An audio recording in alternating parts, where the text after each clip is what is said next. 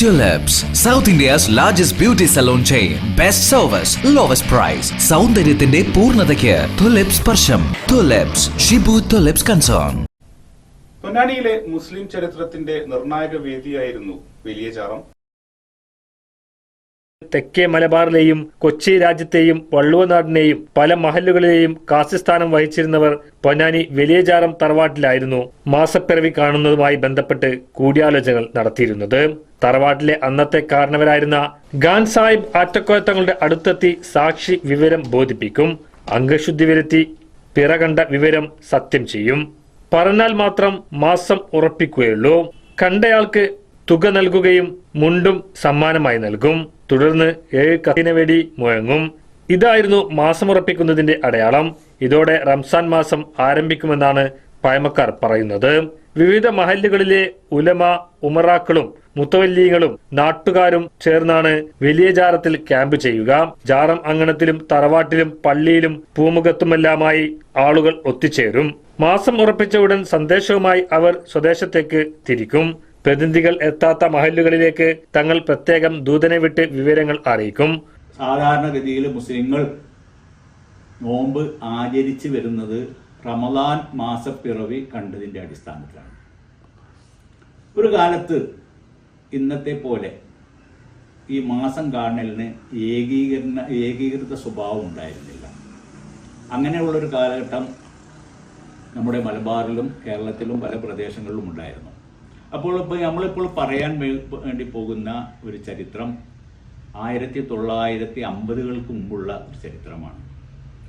ആ അവസരത്തിൽ ഞാൻ നേരത്തെ സൂചിപ്പിച്ചതുപോലെ ഈ മാസം കണ്ടു കഴിഞ്ഞാൽ, പരിശുദ്ധമായ റമദാൻ മാസം കണ്ടു കഴിഞ്ഞാൽ, ആ മാസം കണ്ട വ്യക്തിക്ക് ഇസ്ലാമിക ശരീഅത്ത് പ്രകാരം ചില അടയാളങ്ങളൊക്കെ ഉണ്ട്, വസ്ഫുകളൊക്കെ ഉണ്ട്.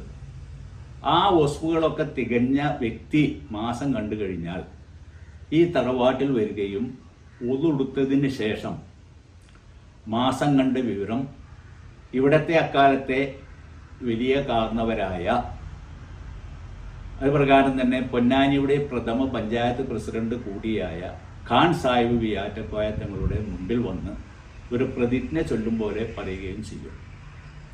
അങ്ങനെ പറഞ്ഞു കഴിഞ്ഞാൽ അവർക്കൊരു മാമൂലായി ഒരു വെള്ളി രൂപയും ഒരു മുണ്ടും ഇനാമായി നൽകുന്ന ഒരു സമ്പ്രദായം ഈ തറവാട്ടിലുണ്ടായിരുന്നു.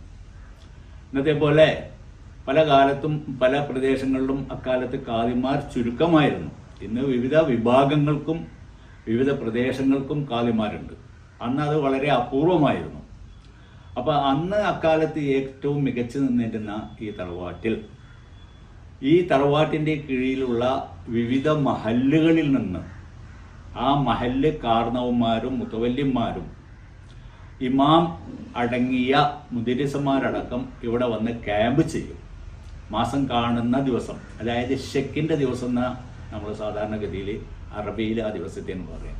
യൗമുൽ ഷെക്കിൻ്റെ ദിവസം ഇവിടെ വന്ന് ക്യാമ്പ് ചെയ്യും. ക്യാമ്പ് ചെയ്ത് കഴിഞ്ഞതിന് ശേഷം മാസം ഉറപ്പിച്ചു കഴിഞ്ഞാൽ പിന്നെ ബഹുമാന്യനായ ആറ്റക്കോയ തങ്ങളെ കണ്ട് ബയ്യത്ത് ചെയ്ത് മാസം ഉറപ്പിച്ച വിവരം എല്ലാ മഹല്ലുകളിലേക്കും അറിയിക്കും. ഇനി എത്താത്ത സ്ഥലങ്ങളുണ്ടെങ്കിൽ അവിടെ ആറ്റക്കോയ തങ്ങൾ പ്രത്യേകം ദൂതരെ അയച്ച് വിവരം അറിയിക്കും. അപ്പോൾ ഇതിൽ ഏറ്റവും ഒരു കൗതുകകരമായ സംഭവം എന്ന് പറഞ്ഞാൽ, ഈ മാസം കണ്ട് ഉറപ്പിച്ചു കഴിഞ്ഞാൽ 7 കദീന വെടി വെക്കും. ആ 7 കദീന വെടി ഇപ്പം നമ്മൾ ഈ അമ്പലങ്ങളിലും മറ്റുള്ളതിലൊക്കെ കേൾക്കാറുണ്ട്. ജുമാഅത്ത് പള്ളിയിലും ഇപ്പോൾ ഉണ്ട്. പെരുന്നാളിനോടനുബന്ധിച്ചൊക്കെ സമ്പ്രദായം നടക്കാറുണ്ട്. റമദാനിക്ക് ഇല്ല, പെരുന്നാളിനോടനുബന്ധിച്ച് നടക്കുന്നുണ്ട് ആ സമ്പ്രദായം. പിന്നെ കദീനപടി കൂട്ടും. ആ കദീനപടി പൊട്ടിക്കഴിഞ്ഞാൽ നാടാകെ മുഴങ്ങുന്ന ശബ്ദത്തോടു കൂടിയായിരുന്നു. എനിക്കൊക്കെ അത് ഓർമ്മയുണ്ട്, ചെറിയ രീതിയിലുള്ള ഓർമ്മയുണ്ട്.